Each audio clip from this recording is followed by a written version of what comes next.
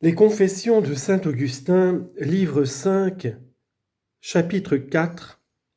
La seule connaissance de Dieu nous rend bienheureux. Seigneur, qui êtes le Dieu de vérité, suffit-il pour vous être agréable d'être instruit dans ces connaissances? Malheureux est celui qui connaît toutes choses et qui ne vous connaît pas. Bienheureux est celui qui vous connaît, quoiqu'il les ignore. Et quant à celui qui vous connaît et connaît aussi ces choses, il n'en est pas plus heureux pour les connaître, mais c'est la seule connaissance qu'il a de vous qui le rend heureux, pourvu qu'en vous connaissant comme Dieu, il vous glorifie aussi comme Dieu,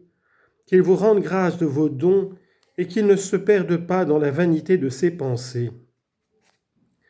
Car comme celui qui possède un arbre et vous rend grâce des fruits qu'il rapporte, sans savoir combien il a de hauteur, ni combien il a de tours, est plus heureux que celui qui, sans le posséder et sans connaître ni aimer l'Esprit Tout-Puissant qui l'a formé, sait toutes les mesures et tout le nombre de ses branches, de même ce serait une folie de douter qu'un fidèle chrétien, à qui toutes les richesses du monde appartiennent de droit et qui n'ayant presque rien, possède toutes choses en s'attachant à vous, ô mon Dieu, à qui elles sont toutes assujetties, ne soit beaucoup plus heureux encore qu'ils ne connaissent pas seulement le cours des étoiles qui sont à l'entour du pôle,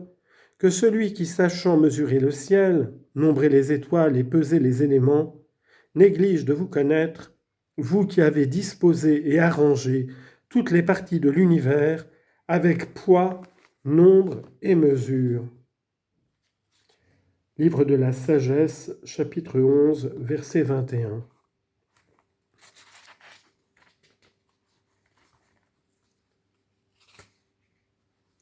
Chapitre 5.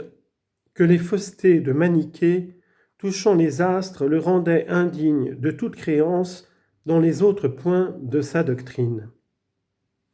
Mais qui obligeait Mani de nous faire dans ses livres de si longs discours des astres, dont la connaissance n'est pas nécessaire pour être instruit dans la piété? Car puisque vous avez daigné apprendre aux hommes dans vos écritures que la piété est la vraie sagesse, quand il aurait eu une connaissance parfaite des astres, ce n'aurait pas été une preuve qu'il possédât cette vraie sagesse. Mais c'est une preuve indubitable qu'il ne la possédait pas, de ce que, ne connaissant rien dans cette science de la nature, il a eu la hardiesse et la présomption d'enseigner ce qu'il ignorait. C'est même l'effet ordinaire de la vanité de se vouloir signaler par cette connaissance des choses naturelles lorsqu'on la possède, au lieu que c'est le devoir de la piété de vous rendre grâce et de confesser votre nom. Mais vous avez permis que cet homme qui n'avait aucun soin de vous louer ait beaucoup parlé des choses de la nature, afin qu'étant convaincu de fausseté par ceux qui en ont une véritable connaissance, on put voir clairement quel était son esprit et son jugement dans les autres, qui sont plus cachés. Car il n'avait pas une médiocre estime de lui-même,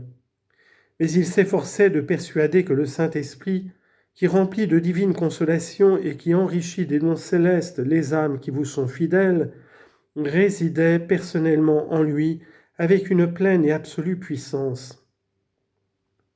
Ainsi, lorsque l'on découvre ces faussetés en ce qu'il dit du ciel, des étoiles et du mouvement du soleil et de la lune, quoique cela ne regarde pas la doctrine de la religion, on ne laisse pas néanmoins de connaître manifestement que la hardiesse avec laquelle il en a écrit était impie et sacrilège, puisque, outre qu'il ignore ce dont il parle, il tombe dans des erreurs et des faussetés grossières, il en parle avec une si haute présomption et un orgueil si insupportable qu'il veut qu'on ajoute créance à tout ce qu'il en dit, comme à des discours qui procèdent d'une personne divine. Quand je vois quelqu'un de mes frères en Jésus-Christ qui n'est pas instruit en ses connaissances ou qui s'y trompe, je le souffre sans aucune peine, sachant qu'il ne lui importe nullement de savoir la situation et l'état d'une créature corporelle, pourvu qu'il ne croit rien d'indigne de votre majesté infinie, ô mon Dieu, créateur de toutes choses. Mais ce défaut de connaissance lui est dommageable, s'il estime qu'il fait partie de la doctrine essentielle de la piété, et s'il ose soutenir avec obstination ce qu'il ne sait pas. La charité ainsi qu'une bonne mère supporte cette faiblesse en celui qui n'est encore que dans l'enfance de la foi, jusqu'à ce que, devenant un nouvel homme et un homme parfait, il ne soit plus sujet à être agité par les vents des différentes doctrines, mais qui n'aurait en horreur et ne rejetterait comme détestable la folie de celui qui serait convaincu d'avoir enseigné des choses fausses après avoir voulu passer pour docteur, pour guide, pour chef et pour maître de ceux à qui il aurait osé entreprendre de persuader que ces choses étaient telles qu'il les disait, et de le faire avec tant d'audace que de prétendre qu'en le suivant, on ne suivrait pas un homme, mais votre Esprit Saint. Néanmoins, je ne savais pas encore bien assurément si l'on pouvait expliquer selon la doctrine de Mani ces changements qui augmentent ou qui diminuent la longueur des jours et des nuits, et les vicissitudes même du jour et de la nuit, ces éclipses du soleil et de la lune,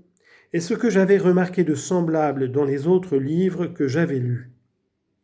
Que si cela se pouvait, et qu'il n'y eût point de répugnance visible entre ce qu'il a écrit et ce qui se passe dans la nature, je n'étais pas toutefois assuré que ce qu'il en dit fût véritable, mais j'étais disposé à me rendre à son autorité à cause que je le tenais pour un saint et pour un homme de Dieu.